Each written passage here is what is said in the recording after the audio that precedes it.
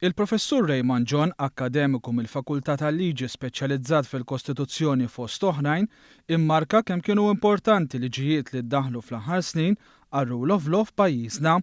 Iktar minn hekk, meta kien qed jieħu sehem fil-programm Hinek Twieġeb fuq One, enfasizza li hemm proposti oħra fl-aħħar manifest elettorali tal-Partit Laburista li se jkomplu jsaħħu ir-rule of law f'pajjiżna.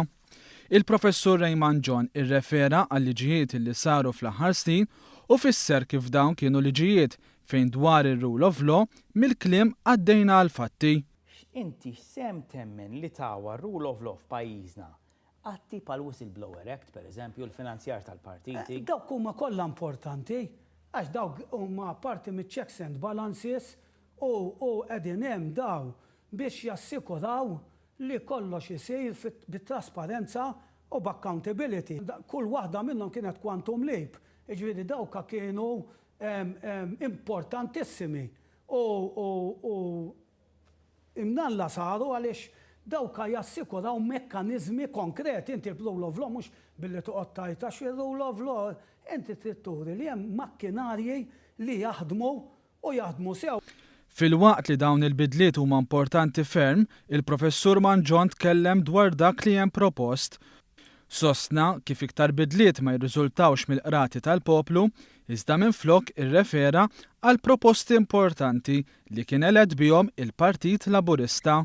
U hemm anki fil-programm elettorali tal-Partit Laburista tat-2017 di forsi ma nagħtux każ, ir-rule of law, il-mod kif timplementa li jott inti kif tikkonkretizza, kif għandek sistema fejn inti jekk jiżgarra xi ħadd kostituzzjonalment, il-Kostituzzjoni mingħajr ma jiċċaqlaq ħadd.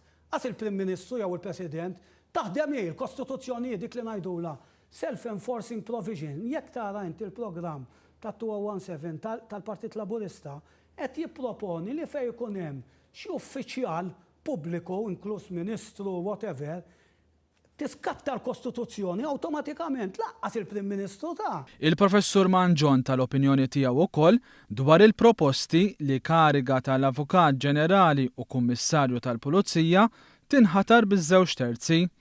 Qabel ma esperti legali li qalu din il-proposta ma tagħmilx sens.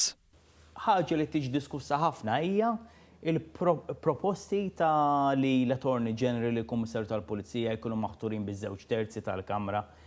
Però mbagħad għandek esperti legali bħal Dr. Kevin Aquilina jew l-imħallef emeritu Giovanni Bonello fejn qed jgħidu isma' di aktar ħatoħloq problemi milli ħassolvi l-opinjoni tiegħek.